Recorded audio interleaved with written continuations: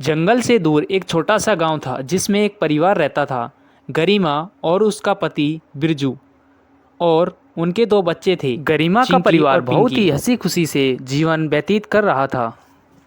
तभी उनके जीवन में एक दुर्घटना होती है। कार एक्सीडेंट में उनके पति बिरजू की दोनों टांगें खराब हो जाती हैं, जिस वजह से बिरजू अपने घर पर ही बैठ जाता है और उसकी दोनों टांग खराब होने के कारण वह अब कोई काम भी नहीं कर सकता है, जिस वजह से घर की सारी जिम्मेदारी गरिमा के ऊपर आ जाती है। और गरिमा ने जैसे तैसे हालात ठीक करते हुए गाँव में एक सब्जी का ठेला लगाया और वह गाँव में सब्जियाँ बेचने लगी।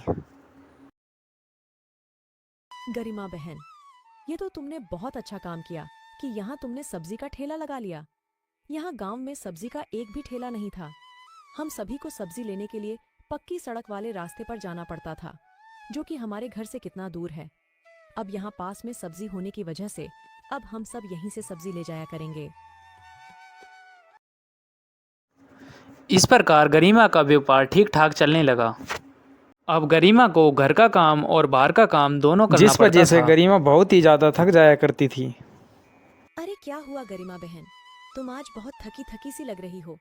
नहीं दीदी, बस वो रात में नींद पूरी नहीं हो पाई ना, और सुबह सब्जी लेने बड़ी बाजार पर जाना था, तो बस वही थकान है थोड़ी सी। थोड़ा तुम अपनी सेहत का भी ध्यान रखा करो। बीमार पड़ जाओगी तो यह सब्जी भी नहीं बेच पाओगी।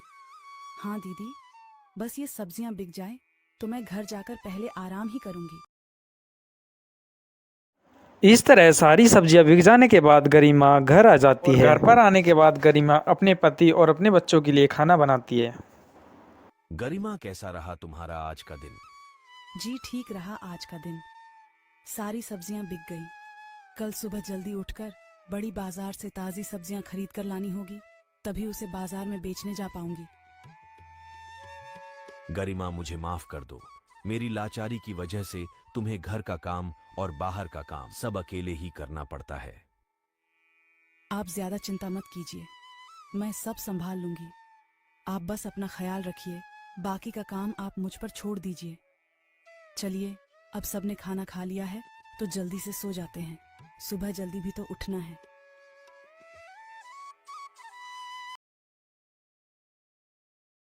आज सुबह गरिमा बिस्तर से उठने की कोशिश करती है। वो उठ ही नहीं पाती है क्योंकि उसका शरीर बुखार से बहुत ही ज़्यादा तप रहा था। मेरी हालत तो बहुत ज्यादा खराब हो गई है, मैं तो उठ ही नहीं पा रही हूँ।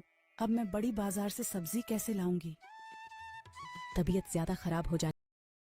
तबीयत ज़्यादा खराब होने की वजह से गरिमा सब्जियां भी नहीं ला पाती है। इसी प्रकार से 2-3 दिन निकल जाते हैं और गरिमा की तबीयत में कोई बदलाव नहीं होता, जिस वजह से गरिमा बाजार में ठेला भी नहीं लगा पाती। दूसरी तरफ गरिमा के ठेला न लगाने की वजह से राजू नाम का एक व्यक्ति गरिमा की ठेला लगाने की जगह पर वह अपनी सब्जियों का ठेला लगाने लगा। अब गांव के लोग राजू से सब्जियां खरीद कर ले जाते हैं। इस प्रकार राजू का व्यापार बहुत ही ज़्यादा अच्छा चलने लगता है। इसी प्रकार एक सप्ताह बीत जाने के बाद गरिमा के तबीयत में सुधार आता है और गरिमा फिर से सब्जी का ठेला लगाने आती है। तो उसने देखा उसकी ठेले लगाने वाली जगह पर किसी और ने ठेला लगा रखा है। गरिमा उसी के बगल में अपना ठेला लगा लेती है, लेकिन गरिमा की दुकान पर कोई भी ग्राहक सब्जियां खरीदने नहीं आता। हफ्ते के अंदर में राजू का सब्जी का व्यापार काफ़ी अच्छा चलने लग गया था और उसने काफ़ी अच्छे ग्राहक भी बना लिए थे, जिसकी वजह से उसकी दुकान पर सभी ग्राहक सब्जियां खरीदने के लिए आते थे। इस तरह आज गरिमा की एक भी सब्जी नहीं बिकती है और वह अपनी सब्जियों का ठेला लेकर घर आ जाती है। गरिमा, तुम इतनी उदास क्यों? जी, आज हमारी एक भी सब्जी नहीं बिकी। क्यों, गांव के लोगों ने सब्जी खाना बंद कर दिया है क्या? नहीं, ऐसी बात नहीं है। दरअसल मेरे ठेला लगाने वाली जगह पर किसी और ने ठेला लगना शुरू कर दिया है और सब लोग उसी से सब्जी खरीदते हैं। कोई नहीं गरिमा, तुम कल फिर से सब्जी लगा लेना। आज सब्जी नहीं बिकी, इसका मतलब यह तो नहीं कि कल भी नहीं बिकेगी। हाँ, आप बिल्कुल सही कह रहे हैं। मुझे हिम्मत नहीं हारनी चाहिए। मैं कल फिर से बाजार में सब्जी का ठेला लगाऊंगी। अगली सुबह फिर से ठेला लेकर अपनी जगह पर पहुंच जाती है, लेकिन आज भी गरिमा से कोई भी सब्जियां नहीं खरीद रहा था। सब उसी ठेले वाले से सब्जियां खरीद रहे थे। एक भी सब्जी ना बेचने की वजह से गरिमा बहुत ही ज़्यादा परेशान हो जाती है। सारी सब्जियां खराब हो जाएगी। इतनी सारी सब्जियों का मैं क्या करूंगी? और मेरे पास अब इतने पैसे भी नहीं बचे कि कल बाजार जाकर मैं ताज़ी सब्जियां ला सकूं। सब्जियां ना बिक सब्जियां ना बेचने की वजह से गरिमा बहुत ही ज़्यादा परेशान हो जाती है। वह अपने घर जाने लगती है। तभी उसकी नज़र एक पाव भाजी वाली दुकान पर पड़ती है। दुकान वाला पाव भाजी बना रहा था, अलग अलग सब्जियों को मिलाकर भाजी बना रहा था। उसको देखकर गरिमा के मन में एक विचार आता है।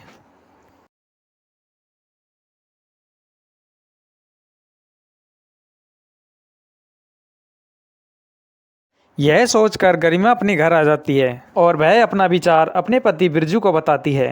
बिरजू भी अपनी सहमति जताता है।